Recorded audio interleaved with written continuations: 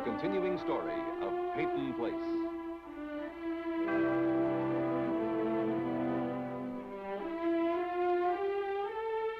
Starring Dorothy Malone as Constance Mackenzie, Ed Nelson as Michael Rossi, Mia Farrow as Allison Mackenzie, Ryan O'Neill as Rodney Harrington, Barbara Parkins as Betty Anderson, Tim O'Connor as Elliot Carson, Christopher Connolly as Norman Harrington.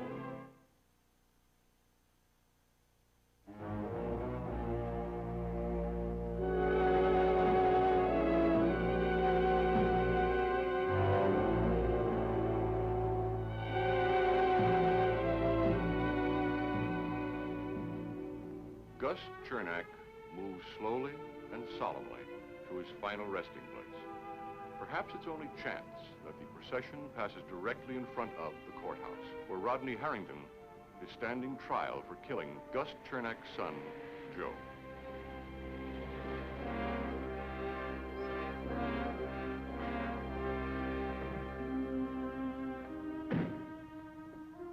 Hello, Stephen. Court's about ready to convene. Well, I took a late plane from California. Did your detective friend, Lawrence, come up with anything that could track that Chernak girl's testimony? It's too soon to tell. Well, tell us something.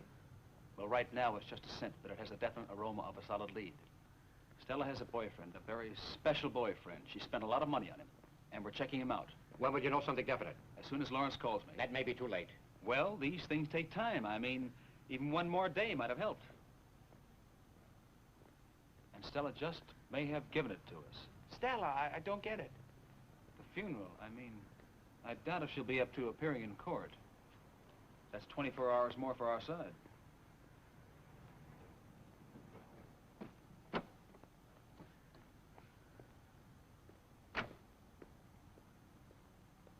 Morning, gentlemen. John, I take it all back. If I were Fowler, I'd put Stella on the stand today, even if I had to drag her here. But Stella... If Fowler's smart, he'll wait till the last minute.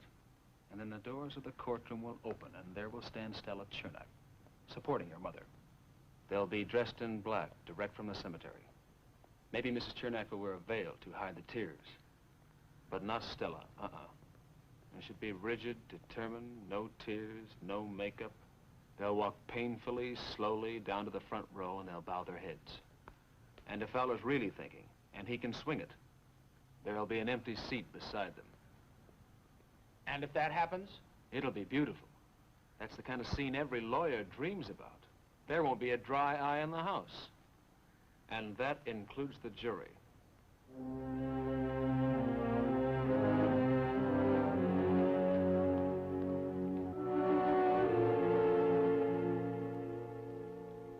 Your Honor, at this time, the people would like to offer into evidence this gaffing hook, which has previously been marked for the purposes of identification as People's Exhibit Number 12, and which Sergeant Goddard testified was found by him at the scene of the crime. We have already established that the defendant, Rodney Harrington, was present at the scene of the crime when the deceased, Joseph Chernak, met his death. Now, I have here the signed statement of the defendant, which was marked for purposes of identification as People's Exhibit Number 13, when Sergeant Goddard testified earlier that he was present and witnessed the signing of this statement. The people would now like to offer this statement into evidence, and with the court's permission, to read it to the jury. Objection! The prosecutor's attempting to testify as a witness. If he's to do this, may I suggest he be sworn in and take the stand? Your Honor, this is a voluntary statement. It was taken at the insistence of the defendant and in the presence and with the advice of his counsel, Mr. Theodore Dowell. It has been identified by Sergeant Goddard as being the same statement which he saw Rodney Harrington sign in his presence. It is an essential part of this case. May I repeat for the record that we previously objected to the testimony of Sergeant Goddard on this statement? Our objection was overruled. We make the same objection now. My client was rousted from his apartment in the middle of the night without a warrant, under the guise of routine questioning concerning the accidental death of the deceased. Mr. Cord, you're out of order. Proceed, Mr. Fowler. Voluntary statement of Rodney Harrington. Well, tonight I went up on the wharf to see Joe Chernak to tell him to stay away from my brother. that all, Mr. Fowler? Yes, Your Honor. The people are merely trying to establish a prima facie case that these events actually did take place. Well, Judge Jessup, as long as the state is going to reopen this issue of the statement, it is only fair to my client that we read the entire statement. Go ahead, Mr. Cord.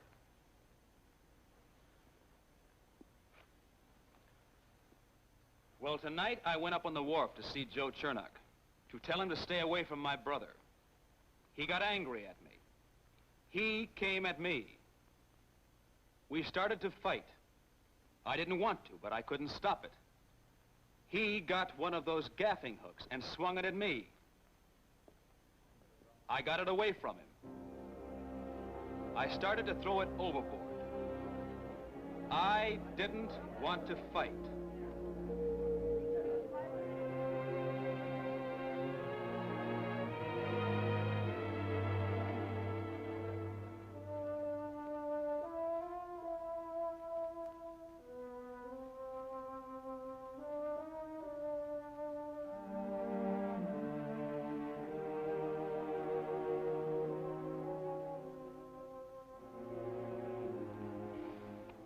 Her timing is flawless.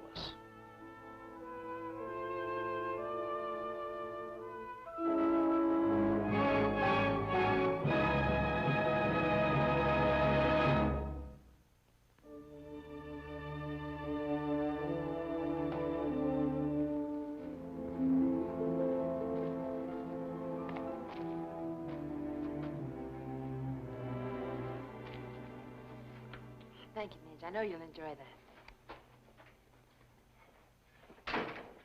Constance, have you had your lunch? You know it's too late for lunch. That wasn't what I asked you. I'm not hungry. Well, I am. You know, I was sitting there in the chandlery waiting for some pretty young thing to come in and whisk me away. But my tummy got the better of me, so I decided to come and get the pretty young thing by the scruff of the neck and whisk her away. Now then, where the devil do you keep your coat these days? Eli, I'm sorry, but I had to do this inventory. Well, I thought you'd already done that.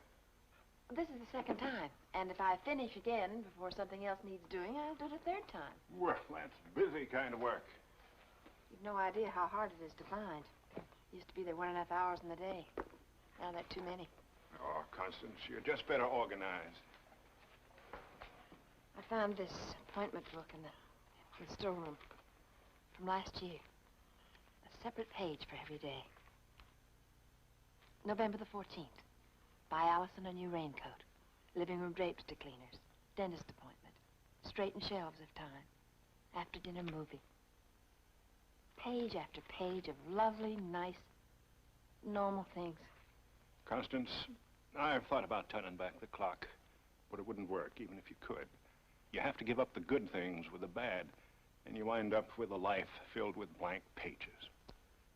It was 20 years ago when Elizabeth Carson's parents came into the same courtroom where Rodney is now, and they were grieving for their daughter. And suddenly, everybody stopped listening to my son.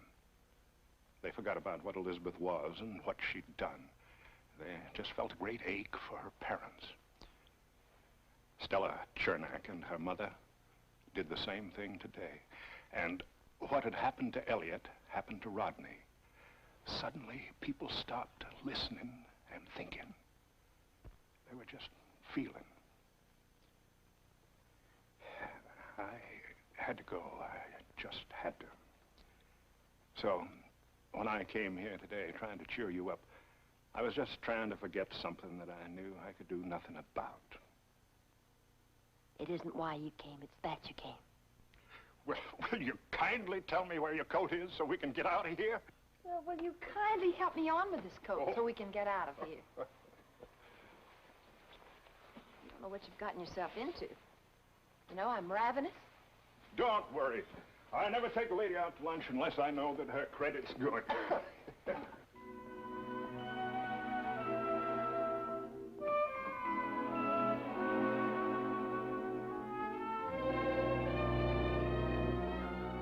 Lift that knee. Bend it. It won't break. I'm trying. Try harder. Miss Dodd, that'll be it for today. Would you take Jordan back to his room, please? Wait. Take it easy. See you again tomorrow, same time. And don't worry, we're going to whip this thing. Thank you, Mr. Gary.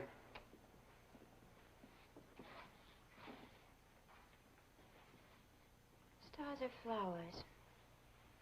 They're star flowers. They grow on the moon. Why the wheelchair? Where are your canes? In my room. When you learn a new skill, it seems a shame to let it get rusty. I look upon this as an accomplishment, like driving a car. Beep, beep. Yeah, well, that's just another way of getting from one place to another. So's a car. Yeah, but you can use your legs. Not everybody can do that. Of course, there are drivers, and then there are drivers. Like the one that hit me with a car. Her car? Did you say her car? No, I said a car. Why? Nothing. Get out of the chair. No. I said get out of the chair. I don't want to.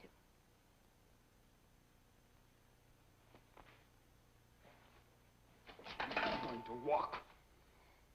Now walk.